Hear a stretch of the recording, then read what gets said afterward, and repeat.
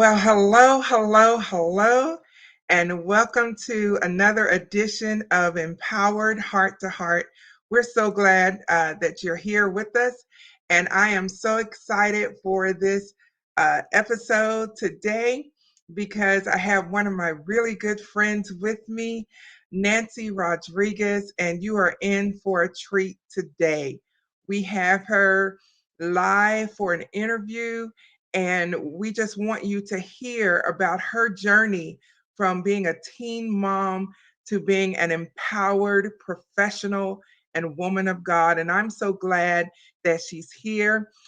Before I bring her into the studio, you may recall her name and you'll recognize her face because recently she spearheaded um, a benevolence mission, a mission of compassion for the families of the victims in Uvalde. And she and her daughter in law got together, and it ended up being something really, really huge and wonderful for the people of Uvalde. And our city, our local government in Killeen, Texas, got behind her and just helped with everything. And I can't wait for you to hear her story.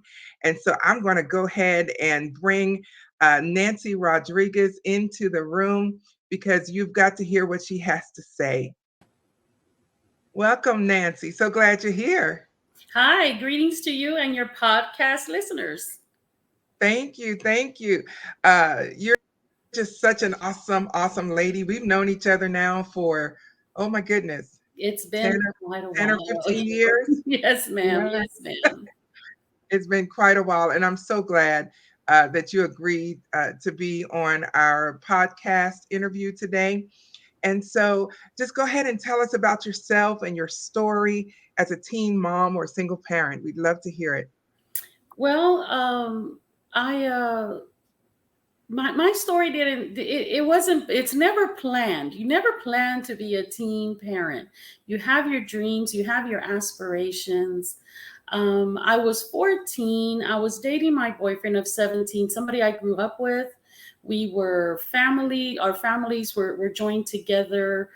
We were farm workers, migrant workers. So we would travel to the same cities and work together. His sisters were my best friends, and he was in the Army Reserve. He had a vision for his life, and that's what attracted me to him.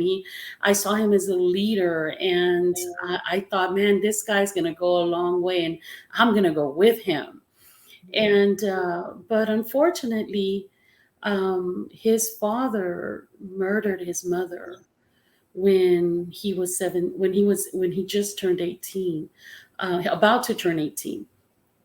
It was in October in his 17th year, and there were seven of them, and there were four boys and three girls, and nobody could take all of the children. So all his brothers and sisters got dispersed to different family members.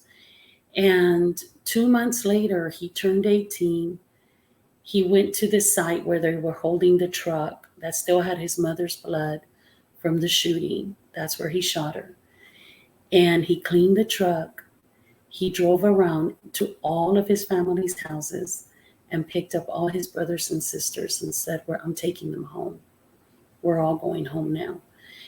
And at that time, I was about to turn 15. I was still young.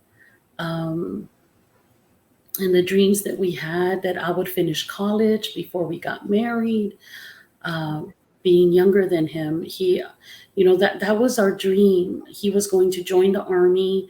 I was going to go to college, and we were going to have this great and wonderful life. And when I saw him at 18 years old raising his brothers and sisters by himself,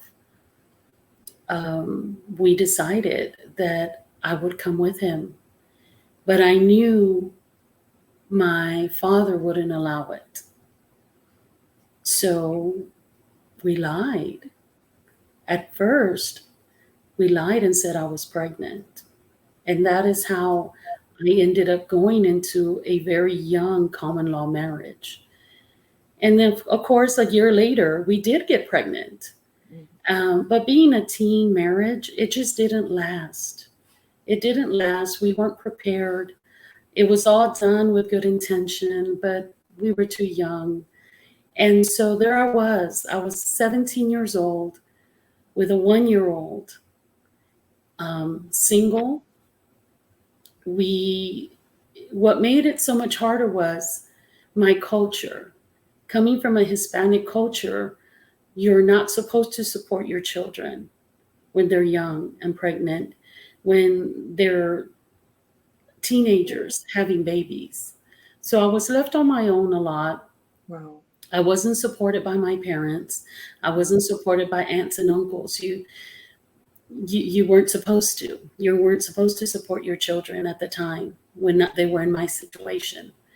So even when I was pregnant, I was never celebrated. It was a shame. It was a shameful experience when I would go to the grocery store, when I would run into neighbors, when I would run into my mom's friends. It was shameful for them to see me that way, and that's how my pregnancy started. That's how motherhood started for me. It wasn't a joy. It wasn't ever celebrated. I didn't have a baby shower. No one came to the hospital to see my baby. And Oh my. once I was left alone, it became so much harder because people aren't supposed to open their doors to you in that situation. Not like, once again, not in my culture. Well, Nancy, may I ask, aside from all of the um, shame facing that you had to endure, um, were there other resources that you needed that you didn't have access to? Because it sounds like you definitely didn't have a support system at the Mhm. time. But as far as basic needs for you and your baby, what other resources did you need but didn't have access to? At the time, we lived in a little town, a very small rural town in South Texas. There were no taxis. The truck that he did have, it broke down. His father's truck broke down, and then once I was left alone, I had no transportation. I ended up staying at a family member's house, but their house was 5 miles from the nearest HEB or Walmart. And I had to walk every day for anything I needed. They allowed me to stay, but still the help was very limited. They still wanted to make sure I learned my lesson. Wow. So what motivated you to keep going forward? How were you able with all of that pressure? Because last time I checked, pregnancy didn't come with a handbook. You know, you Mhm. didn't birth a child and out came the instruction manual too. So how did you actually learn how to be a mom? My boyfriend was actually the oldest person in his family. I was the baby of seven, and he was the oldest of seven. And I think the saving grace for my son was that he helped raise his little brothers and sisters. He was the one that would get up with mom, prepare bottles. He knew how to change diapers. He had taken his siblings baths. He knew what to do if they got a little fever. And I knew nothing. I was the baby. I had never babysat. Wow, I I had haven't either. At this age of my life, I haven't Mhm. either. I And would not have known what to do. So I'm glad we were still together the first year of my son's life, because that was the crucial year where I he taught me what he knew, but even, his knowledge was limited. But I'm glad it was enough to see my baby through that first few years of life. wow, wow. Mhm. And so that what a tremendous backstory. And so what was your motivation to get yourself past this point? Because I cannot imagine Mhm. going from this humongous family, where they Mhm. were your world, and now your world has pretty much shrunk. And When he and I separated, my baby was a year old. So I started staying wherever anybody would open a door to me. Sometimes it was some of my siblings, my older siblings, and sometimes it was even his family. But we were bouncing around. We're never welcome for more than a month anywhere, so we bounced around a lot. And it wasn't until my son was about 2.5 years old that I went to go stay with one of my sisters in Houston, and we had about a year to be a little stable, and enough time for me to really, because when you're in survival mode, you don't think about the future, you don't think about tomorrow, you just think about today. And I was in that mode for the first 2.5 years of his life. Is, where am I going to have diapers tomorrow, where am I going to get milk from tomorrow? And so in that 1 year that I had to stabilize my life, I realized I needed to change something. I couldn't keep bouncing from house to house with him. So then my father said, well, there's this program that you can join. See, by the time he was 2.5, I had been so stressed. I had no support, very limited support, and I turned to drugs and alcohol. So during that time of bouncing, he bounced with a alcoholic mother and a drug addict mother to top it off. And so my father says, there's this program, and you might want to look into it. And I did. And it turned out to be a wonderful Christian program. And I stayed there. And after a year, I qualified for a salary because they made me in charge of the dorms. But I wouldn't take the salary. I said, just keep taking care of me and my baby, and I won't take any money from you. And I stayed with that program for 5 years. Wow. Wow. Mhm.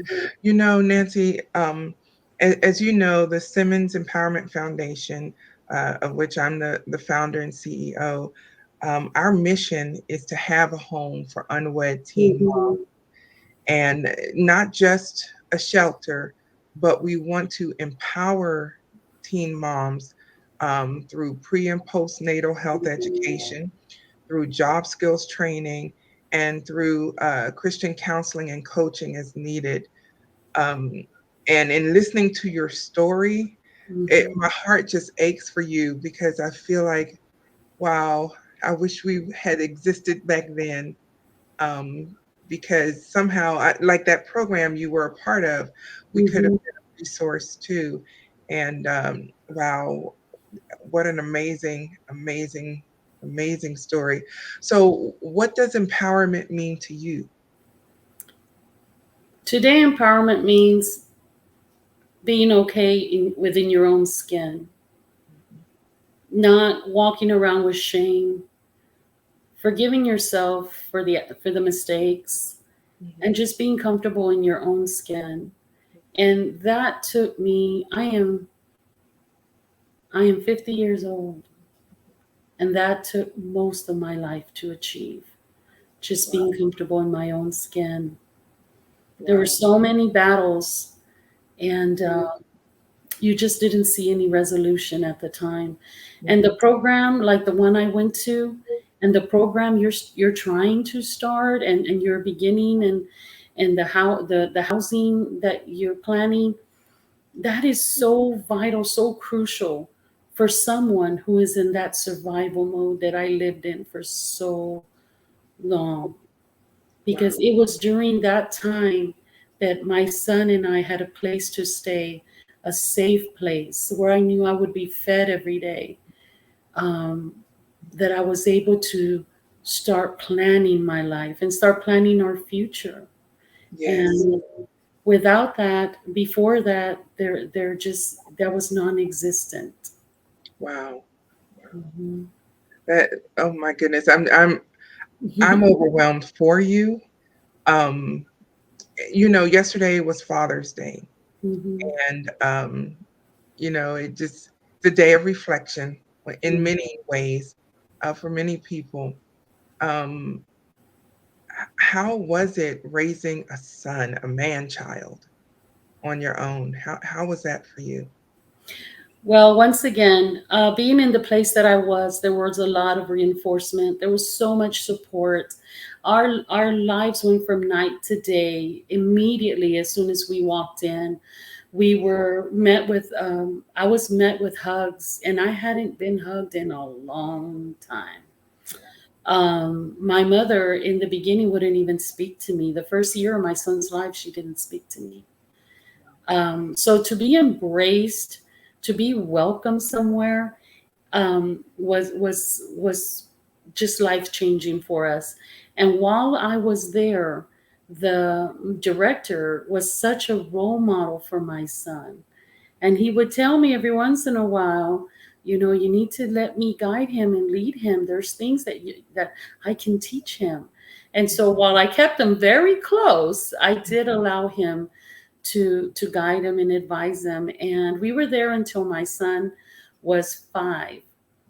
And then at 5 years old, the only reason we left, and I tell everybody, the only reason I ever left, is I never would have left, was because the program actually shut down, and it had nothing to do with them.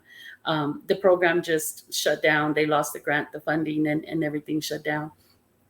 But then when my son was between 7 and 8, we were able to go into another program that they had started, a different one. And so he got to be with his role model again. And he got at 7, 8 years old, where he was older, he got to be reinforced and just given that love and that support. And he carries that with him until today. And the director of the facility was actually our pastor. And he was our first pastor. We didn't grow up with any type of religion. He was the first pastor I've ever met in my life. And so, till today, he still, that was a very important man in his life. And he served such a great purpose for him. Wow, that's Mhm. wonderful. That is wonderful. I'm just so impressed. To those who may be watching or listening, I still remember the very first time I met you, Nancy, when you came into our church. And, Mhm. oh my goodness, I remember your hair was just a mane and flowing and beautiful and as it is today, but you had it out that day. And, Mhm. I just remember when I saw you, and this was like 15 years ago or more, Mhm. I remember thinking, "Why is she so angry? Why is she so hurt?" Because to me, I could see it, and, Mhm. I had no idea what your story was. Um, Mhm. and and it just I don't want to leave our audience in a place of despair because I want Mhm. them to hear what you have become and who you Mhm. are because let me tell you, audience, Nancy is a tremendous lady. She epitomizes the phrase community service. Mhm. She gives back. If it wasn't for being exposed, she'd give you the shirt off her back, in a heartbeat. She would do anything to help anybody. And that has been a consistent thing for you, Nancy, that I just so honor and respect. Um, and so, if you were to send a message to your younger self, what would it be? To my younger self, I wish I could have told her, "You're going to be okay. You're going to raise a beautiful man. He is Yeah. such a wonderful boy."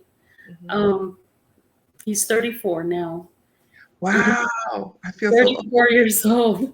And people confuse him for my husband because we're so close in age. We're only 15 years apart. Uh-huh. Um, but he's a beautiful man who has just married the most wonderful woman in the world. I love her. And I have a grandson. Um, and like I said, he carries those virtues that he learned at such a young age from people that were there, that helped us, that inspired us, that supported us. Um, I just wish I could tell her, he's going to be okay, and you're going to be okay, and you're going to make it.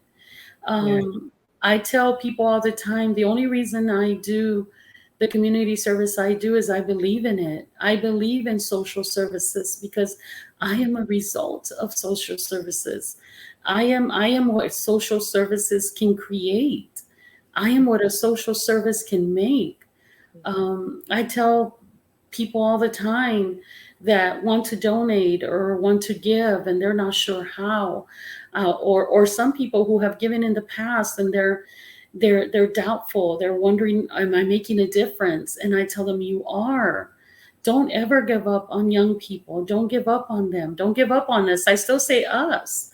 You know, Mhm. I'll forever that young 15-year-old girl running around from house to house, no diapers, no food, no money. She will always, always live inside of me, and I will never forget what it feels like to not have or feel like you don't have anyone, and then know the support that you can have through the resources that are out there. The resources are out there. Yes, they are. There are people that can help you, and you really can change your life. Um, it took me a while to believe in myself again after living such a shameful life, after being made, you're made to feel like you're the lowest human on earth. Um, like I said, and a lot of it was the culture part, but I had just enough courage to get a GED and just enough courage to start going to college. And I ended up graduating as an honor student. I was in the dean's book several semesters during my college life. Um, I'm the first person in my college to graduate with 3 bachelors on the same night, and, Wow. and two of them are double computer science degrees. I have a software engineering degree. I have a psychology degree. Um, there's so many things that those degrees have allowed me to accomplish, but I choose to be a social worker. I choose to go back and work with teenagers, and I love my job. I love what I do. I love the gifts that God has given me, but social work is where my passion is at. Yes, yes. Mhm. I am so impressed, Nancy. I believe you also just got finished with a robotics camp. Are you Yes, yes. Yeah, I, how I was that? Oh, that was wonderful. That's great. It's so wonderful to see these young kids. I choose children 12 to 17 Mhm, just to be that voice in their ears that says you can do this. mhm. You can accomplish this. And don't be afraid because I'm going to be right next to you the whole way and I'm Yes, going to teach you. And I yes, usually choose children who would never try. I usually choose children that would never be able to afford it. And a lot of times when we walk in on the first day, you can see their confidence build as the week goes by. wow, wow. You're a tremendous lady, and my life has been richer because of you. Thank you. We've been prayer partners and just friends down through the Yeah, years. And you are an amazing inspiration. One of thank the things you. that you said that I want our listeners to hear very clearly, and I'm just reiterating it. You said when you got to that program that you were embraced, you were welcomed, and I Yeah. want our audience to know that that is one of the founding principles of our foundation is that it's not about judgment, it's not about having a conversation about what you should have done, could have done, shouldn't have done. We're far past that conversation. Hmm. The only thing I want to know is what are you going to do now? How Yes. can I help? What can I do? One of the things that um, we're trying to do this fall is that we're offering scholarships for teenagers, not just teen moms, even though I will tell you teen moms will have preference, Yes. but for all at-risk students, we have a scholarship available this fall. I would say how much, but I need to meet with my board because we recently were awarded a couple of grants, and so I want to talk to them about increasing that amount of the scholarship. But if someone is listening or watching, you can text graduate to 33777 to get the link to the scholarship application because we want to be a part of your success. We want to help you. We want to support you in any way we possibly can.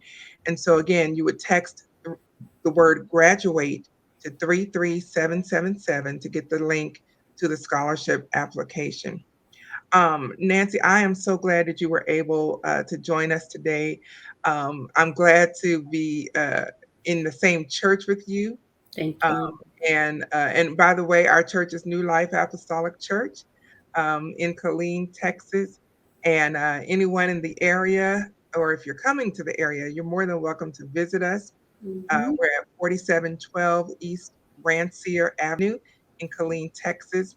And come on out because our church is a church of love Yes. where we believe in uh, making sure that everyone is welcome and Mhm. we want people to feel and experience the love of God because that's what it's going to take to heal.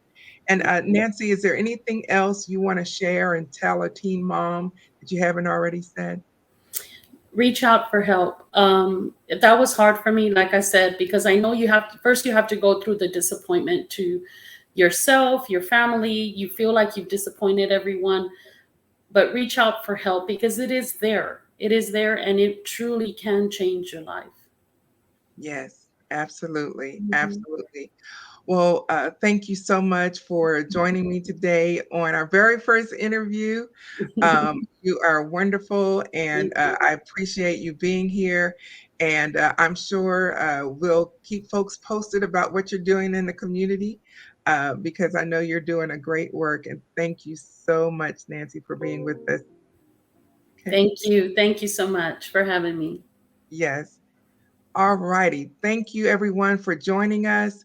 We appreciate you just for being here. And stay tuned because we'll be back on the next episode of Empowered Heart to Heart, where we give conversations that heal, messages of hope, and interviews that empower. Be blessed and encouraged.